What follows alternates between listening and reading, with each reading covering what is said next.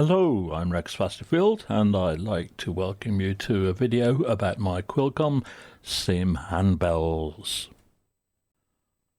I wanted to release something somewhat seasonal for the Christmas 2024 period, and I decided on handbells.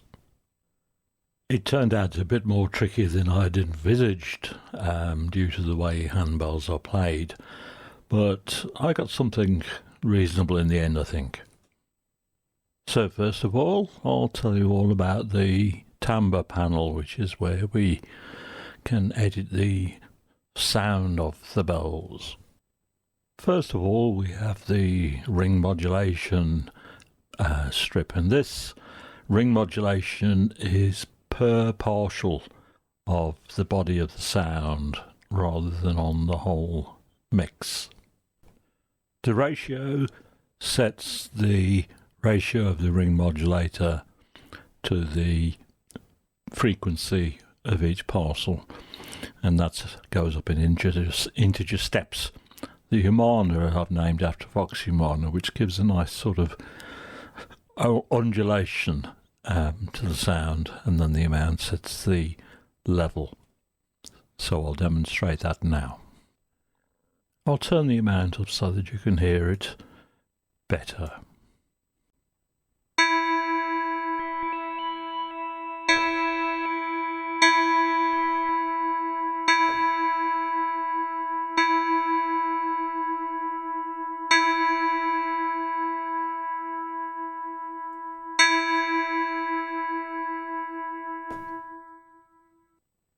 When I listen to samples, real samples of real bells very carefully, there was often a very low frequency beating or volume modulation which didn't seem to relate to the partials that I could find in the sound.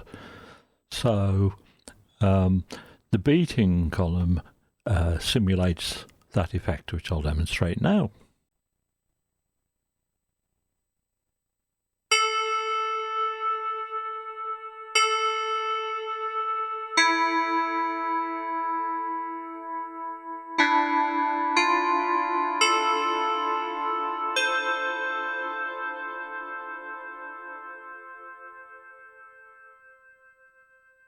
So now I'll talk about the partials strip. I've curated the frequency ratios to get the best sound that I was able in the additive synth.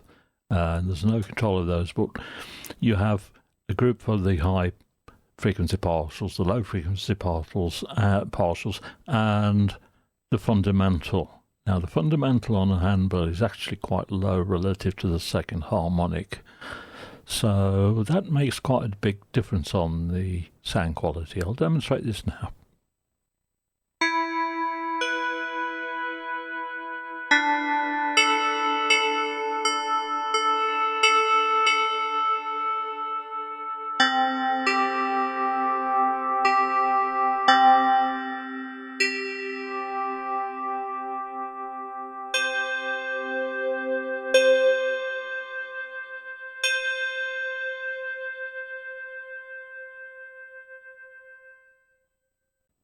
So I hope you'll agree that those three knobs do give you quite a wide range of options for the sound, the timbre.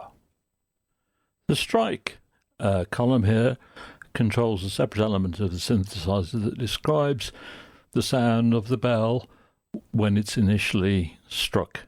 In addition, we can set the level of the clapper sound itself and the overall level of the strike. The material can go from leather through plastic to metal, and that describes the material around the clapper which strikes the bell.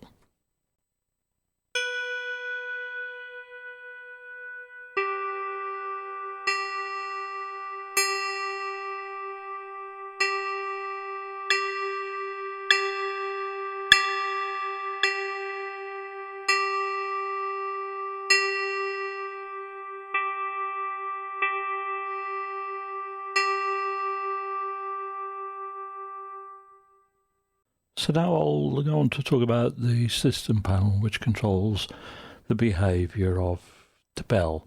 And there are some key switches. There's an info text there to remind you what everything does. I discovered that damping the bell is actually a rather important aspect of performance of handbells, so I'll talk a little bit about this damping section now. The pre-damp timer sets a time before the bell is damped after it's been struck, and to initiate that we can press C2, and any notes played while C2 is pressed will be damped. So without that, this is the sound.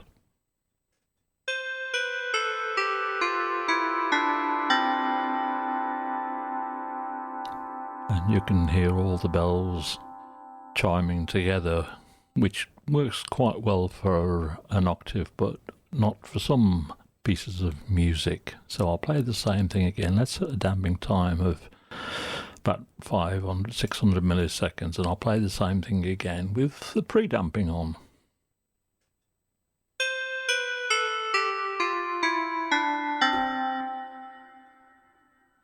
And you can hear the difference, I hope. Now, if you don't want timed pre-damping, then you can use the sustain pedal, or automate this switch, or use the C64, however you want. And when all is set, all the notes are affected, whether they're pressed down or not.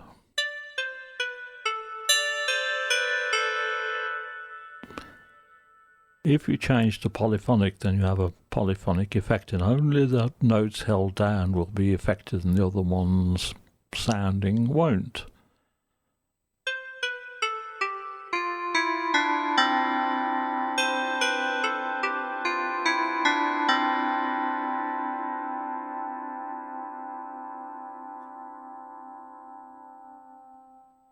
The damping style or method is set with the style knob, and it's a smooth transition between mallet, table and lift. For mallet style, the bell is laid down on a foam covered table and struck with a mallet, so you get a very short sound.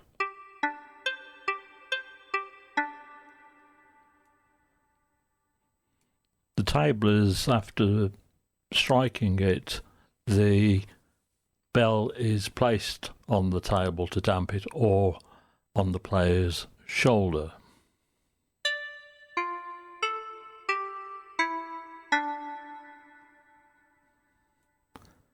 And lift gives a longer sustain on the body sound.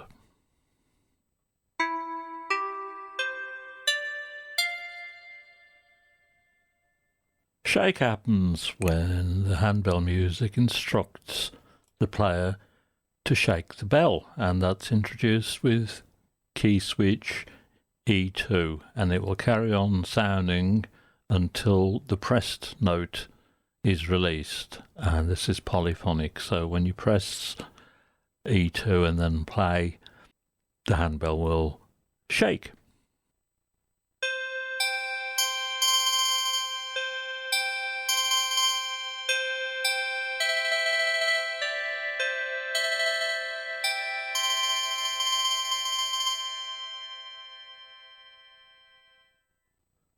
Swing is when the player will strike the bell and move it down, backwards and up, and this creates a Doppler shift, a small amount of FM.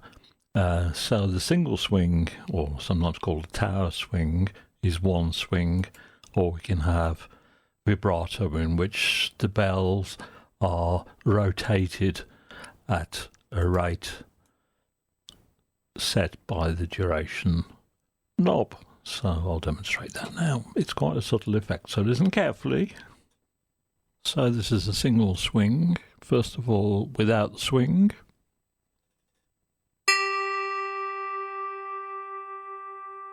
Then with the swing.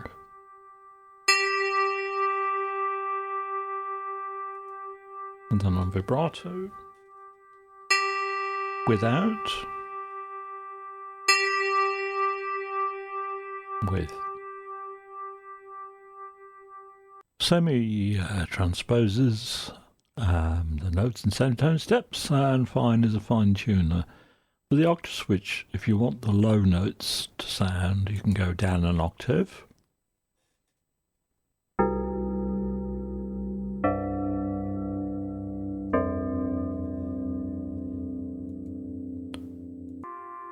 And if you want to play an octave higher, you can do that.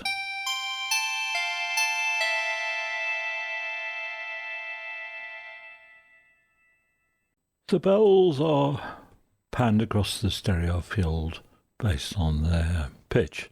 If we turn the stereo effect up to maximum, you can hear the stereo effect better, especially on headphones.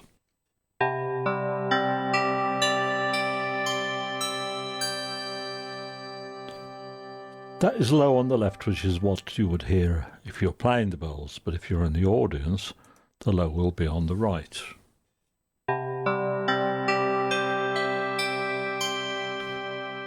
So you have the choice.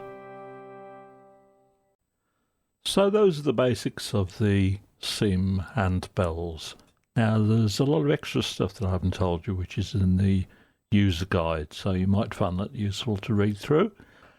And the background info folder contains quite a bit of useful and interesting information about handbells, and maybe you'll enjoy this, maybe you won't, but I hope you have a bit of fun with it at least. So until the next time, bye.